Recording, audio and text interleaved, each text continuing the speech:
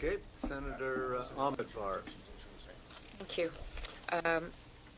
My question is to the Canadian Nurses Association. I'm referring to your brief and your comments on page 6 and 9 about the impact of criminalization on youth, in particular those youth who are from marginalized and racialized communities. I'd really appreciate your comments here. And you talk about sort of not using the criminal justice system, but thinking about restorative justice. Could you expand on that idea a little bit more? Absolutely. Okay. Thank you, Senator. So when we look at options for how to address youth who may be caught with cannabis that may be in contravention of an amount that's in the Act, we're saying absolutely that criminal penalties would cause more social harm and disadvantage. And we even believe that going the route of a significant fine would still not have the same effect. A significant fine for underserved populations, impoverished populations, does not have, could disproportionately impact that individual. They may not be able to pay that fine. It may result in an additional fine, which could result in involvement in the court system. So we really look at the restorative justice approach, using examples. There are drug courts in Toronto and Nova Scotia as examples where the individuals are really, they're involved, they're part of the decision-making process to come to terms with what the appropriate restitution should be for breaking the law. They're involved in that communication and relationship building, and they're also integrated into a system where they can access social services that may help to alleviate, as we said, some of the causes, things that brought them to have committed this crime, and then also access to health services that may be essential that they may not otherwise have access to if they're fed into a criminal justice system. Thank you. Yep, go ahead. The nurses and the doctors seem to have a diversity of opinion on a number of things outside age. Let's just accept that as a diversity. Would you agree with Dr.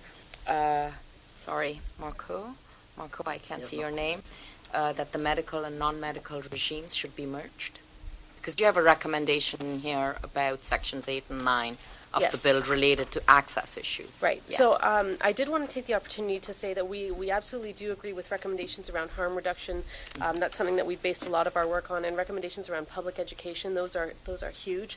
We do have a divergence of opinions. CNA, in terms of the medical system, we support that the medical system should stay in place on the principles of access and equity for 3 key reasons. Access to products. We expect that in a consumer-driven recreational non-medical model, those products would likely have higher THC concentrations, be more psychoactive than somebody who may be requiring something for medical purposes. So the product availability is likely to change if we have one system. The other thing is there are undue financial barriers put on patients if we have one system. Products may no longer be covered by insurance companies, which is problematic for individuals. And then also, as we put forward in our response to the consultation from Finance Canada, there's a proposition at the moment to include medical cannabis in the excise tax. So we're recommending that medicine not be taxed, and then that could also help to remove undue financial stress. And most importantly, access to medical and clinical oversight, including care by nurse practitioners who are able to authorize medical cannabis, we feel to be an essential way for patients to continue to have those conversations about their health, assess therapeutic effect, speak about drug interactions, and be involved in the circle of care and not have to access cannabis, at the local liquor store or next to.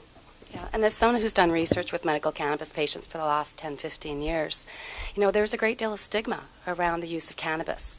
And if the only source for them is through the recreational market, they may experience even greater stigma beyond perhaps the health condition or disabilities that they're living with. Senator, you could do that. Dr. Blackmer said he wanted to respond, or do you want to ask another question? It's your time. Follow up to that. Okay. But we have heard that C45 will normalize the consumption and sale of cannabis to some extent. So would you not think that stigma would, in time, decrease? You would hope so, and I think research is going to be imperative to understand how society frames cannabis use will shift.